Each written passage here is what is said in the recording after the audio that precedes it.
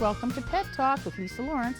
I'm pleased to introduce the person who brought the sport of agility to Saskatoon back in 1989, Diane Mapes. Diane, thanks for coming on the show. I really appreciate it. Thanks Yes. for having us. Oh, I'm so happy you're here. You are kind of my idol as far as agility goes, and you own DNS Agility. And where do you train? Out at Evans Stables. And do you train specific days at all, or? We've been kind of busy, so we do, in the summertime we do weeknights, and in the wintertime we do weekends. Oh, okay. Okay. And what's the stable like in the weekends? Is it cold or warm, or? It's heated, so it's... Oh, nice, nice. So what is agility, first of all? It's a very challenging, fun sport. The dogs do an obstacle course. They're taught how to do everything safely. Anytime you have equipment and animals, we want to make sure that safety is first. And it's a great bonding thing for people and their dogs, whether they want to do it competitively or for recreation. Right. So what is the equipment you use in agility? They have things called contact equipment, which is A-frames, dog walk, teeter, also a pause table. And then they have jumps, and we have various kinds of jumps. Just a single jump. We have different kinds of spread jumps, so that requires a different style of jumping. And they also have a tire. Then we have tunnels that are the fun speed thing for everybody. And they've taken out a few pieces of equipment that they found over the years was a little bit more accidents happening with them. So we got rid of our collapsible tunnel or chute. Oh. And we don't have that anymore. Oh, okay. And they've lowered some of the jump heights. And, you know, when the sport first started, I knew that there would be some evolution to have this, you know, and the vets have come on board too, and with different fitness programs for dogs. Oh, good. And that, because we are asking these guys to be athletes. Right, exactly, exactly. And that includes everything from, you know, making sure they're fit, making sure they're well fed. How often should you feed a dog on who's doing agility? Well, it's not, everybody has their own maintenance. My guys are fed twice a day. And we try to space it so that they're not going out and working and right away after a meal, just like you don't go swimming after a meal. Right. And that, and a little bit of a wait afterwards, and water to keep the electrolytes up. Good on hot idea. days. Yeah, yeah, great idea. So what are the yellow lines for on the actual equipment? On the contacts, it's called a contact zone, or better phrased as a safety zone.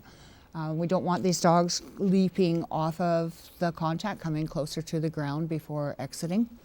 On the A-frame and the dog walk, the contact zones are not scored on the upside, but you are faulted if they miss it on the downside.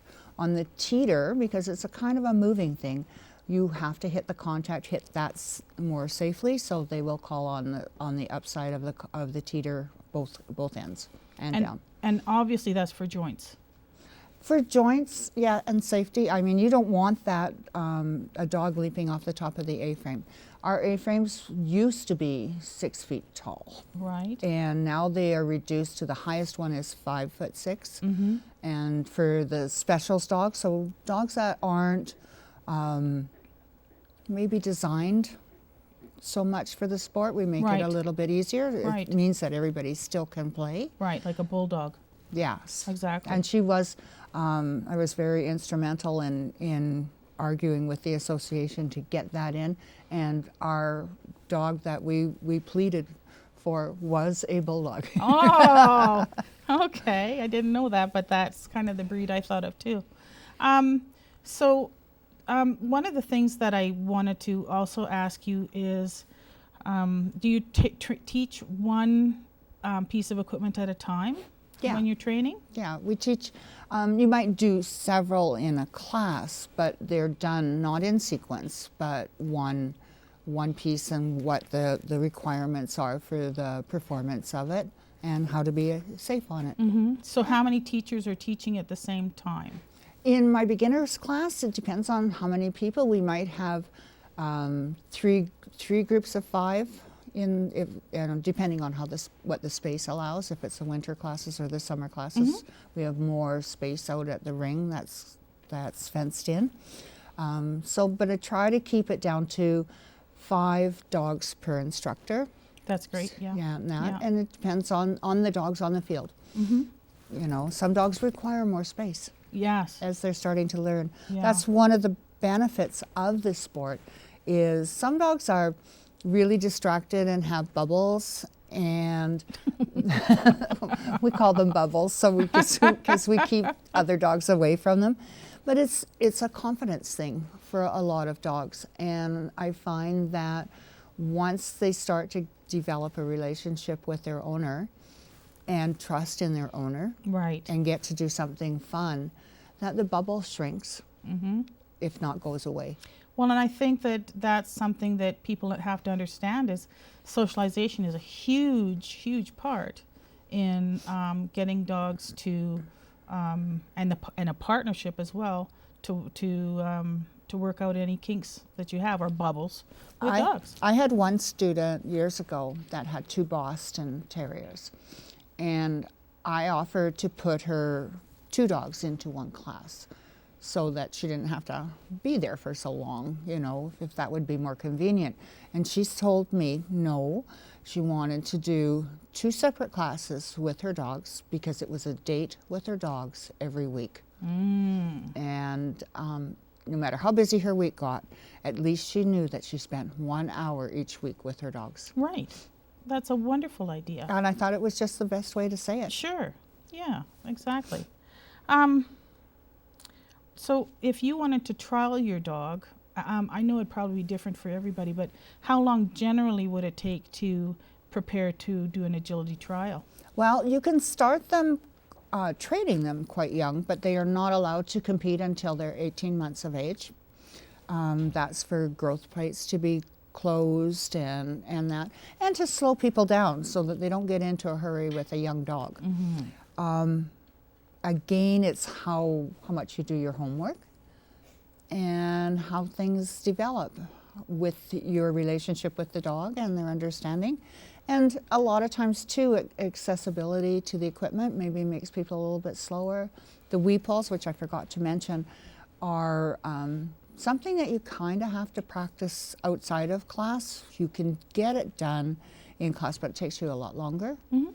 That's my favorite one to train, so my guys learn that really fast. But some people have a lot of difficulty with that. They don't have the concept of it.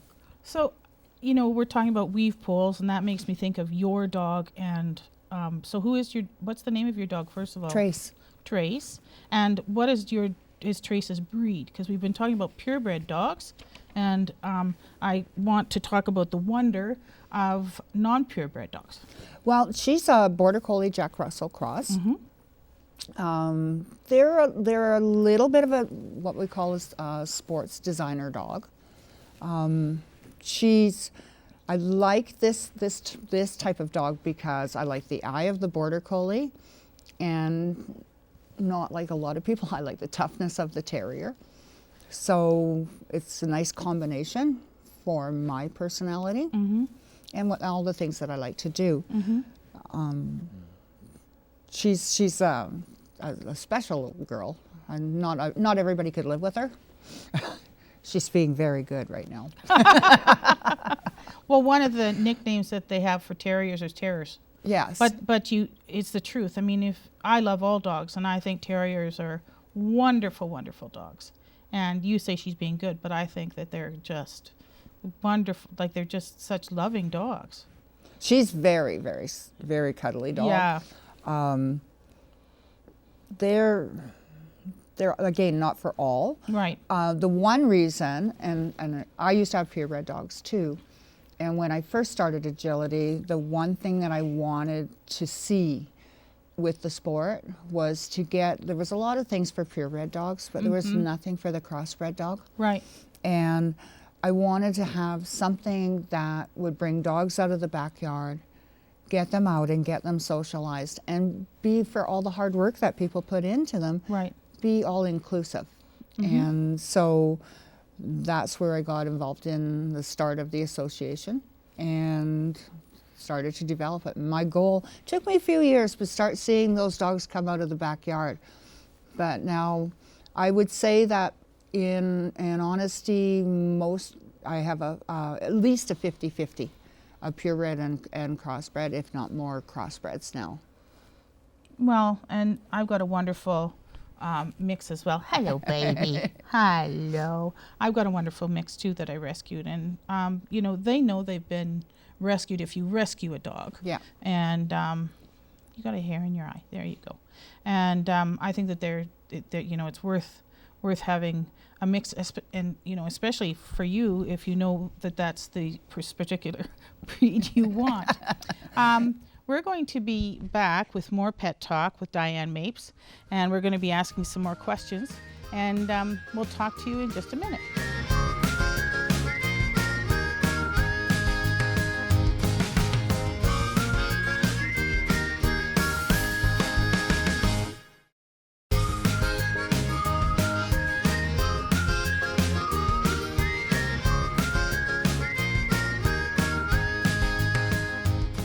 Thanks for coming back to Pet Talk with Lisa Lawrence. We're here with Diane Mapes from DNS Dog Agility, and we've been having a great conversation about agility and learning so much about it. So you have classes going on. How long do they run for? Depending on our slots, in the wintertime, I'd either do a 6-week, we can go 6 weeks to an 8-week course. In the summertime, I'm probably going to do this year a 6-week course, just so that I have rain days to make up through the summer.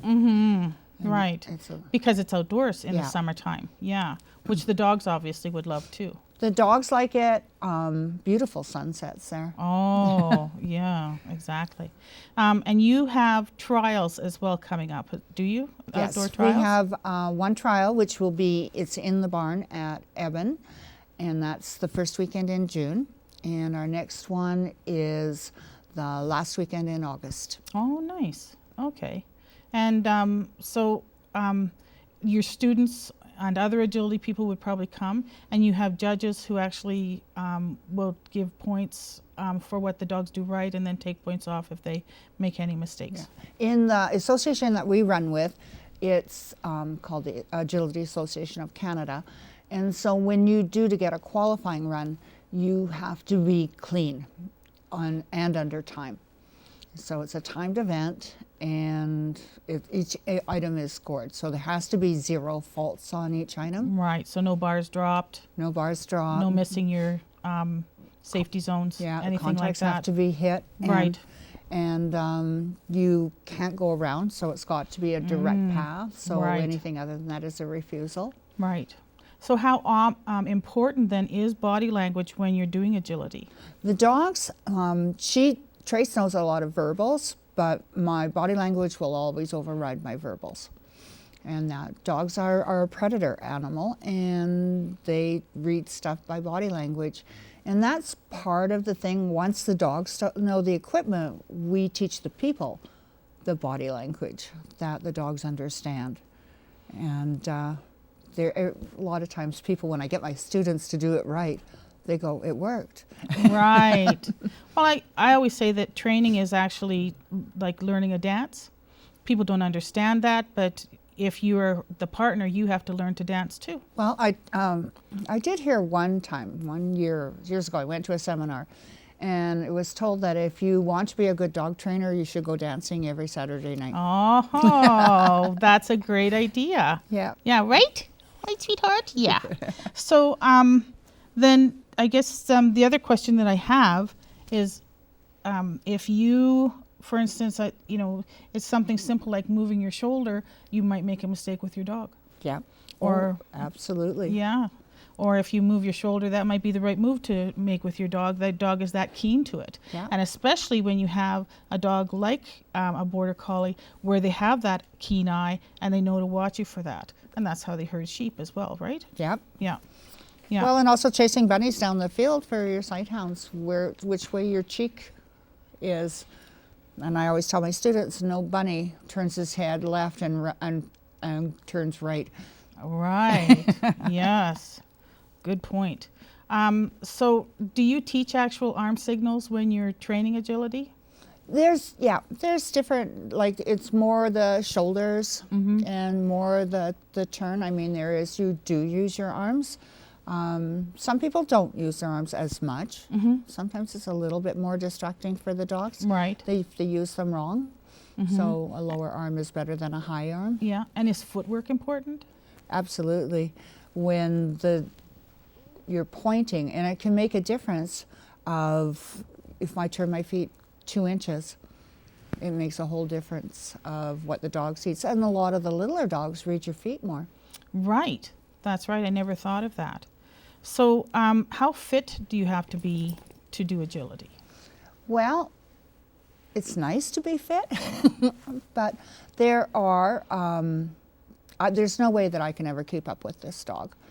And so as fast as I can run, I'm going to end up, if I try to outrace her, I'm going to end up cueing wrong stuff to her. So she has been given ability to be able to go and work and do stuff when asked on her own, so that I can get to the next meeting point on the course. Okay. So when you first enter a trial, how do you know where to go? Well, usually from wherever you take your instructions and that. There's also, the AAC has a website that posts all trials in different provinces. And so you can look it up there. I know on Facebook there's lots of different other groups that post their trials and when their trials are going to be and when the entry's open. So what I was going to say though is, like when you're going into the actual sport or the actual trial itself, the jumps and the frames and the everything is set up inside the spot.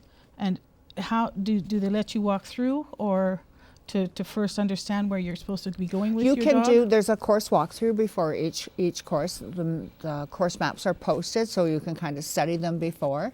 And then you get, 3 to 5 minutes to walk the course with everybody and pick your own path for your particular dog. Not everybody's path and handling maneuvers are the same, because not every team is the same. Oh, okay. But the judge has a specific course that he has set. Oh, I don't think I could do that, to be honest with you. It's a great. I used to do agility, but I don't think I could now. When you get up to 21 items out there, and going left and right in the circle and straight lines, it is challenging for some people, and that it's kind of good for the person because it keeps you kind of more mentally alert. Yes, oh for sure. Do you teach other courses as well? Do I what? Do you teach other courses as well? Oh, I teach. Well, I did a little bit of a fitness class. I do some rally, and it's just an extension to offer for some of the students for just more relationship building. Right. The more you do with the dog, the better your relationship is. So you are a positive trainer of sorts, meaning that you use, what do you use for reinforcement? I use food and I use toys depending on the dog and what we're training. Sometimes I will use just food because I want calmness when it's a stationary type thing or a thinking thing. And if it's more of a crazy, fun, wild thing, then the toys come out. Right. I have one dog at home that didn't like food. So she was a real challenge to train the quiet stuff. Right. And I find a lot of sight hounds don't necessarily like food. Yeah. And so sometimes it's better to have something that you can work their sight with. One of the things that you should always do is everything has different value. So not always having the same food. So a dog might like chicken, he might like cheese, and I see people bring Cheerios, and I would not work with Cheerios, but some dogs do. Yeah. But having a different level of treat Reward. reinforcement. Yeah. And I also have a value to different toys. My dogs like different toys, but the thing is, in training them, I teach them that whatever I'm going to play with is what we're going to play with today. So I might bring out a toy of lesser value if I want a little bit more thought. That you want to use their cognitive Yeah. thoughts instead of Yeah. thinking about the toy. Yeah, itself. some dogs have their favorite toys, and some toys will take them over the top where they're too excited Right. and too stimulated to learn or remember what They're there for. yeah. Yeah. And so you Really good point. can change up toys and change up food. So if you're building confidence, you want to make sure that if you're using food, that you're using a higher value food. Right. Have you ever heard of jackpotting? Do you know what Yes. a jackpot is? Yeah. Can you explain that? It's when they do something that is either really good or a really good accomplishment of being successful. And you don't just put one treat in, you have multiple treats. And when I jackpot, I give treats, they can hardly eat them as fast as I'm giving them out. And it's just a nice way to be excited and put higher value Right. It's to like the toys. ding, ding, ding, ding, ding, ding, ding, ding, ding, ding. Oh, yeah, that's a good sound. Exactly. And so that's what I do as well, is if they've done something remarkable or learned something new, then it's jackpot time. Yeah, and Yeah. that's how you make. What are you watching TV? Yeah, I think so. She was growling at herself in the camera. She's watching TV. She does. Her and her uncle watch TV quite a bit. Actually, sometimes I do threaten to take away TV time. Well, just don't invite and tell her, like, don't give her an iPhone or anything like that, because then you'll lose her for life. So if you look at the stare of this dog, actually, that's one of the things that you want in this particular breed. Yeah. Is you want that stare. Yeah, she's very intense in her eye. She's very much border collie in that way. That's the focus that you want. Yeah. Yeah. So we were talking about, for instance, other breeds, and they aren't necessarily as driven as certain breeds, but that doesn't mean they can't do agility and enjoy it. Yeah. It's there are some dogs that, I mean, she loves the sport. She'll do it with anybody. When she goes and runs with somebody else, she's out there and having joy for the sport. Right. When I take her out, it's always scary when I get to run her because her eyes just bulge out of her head.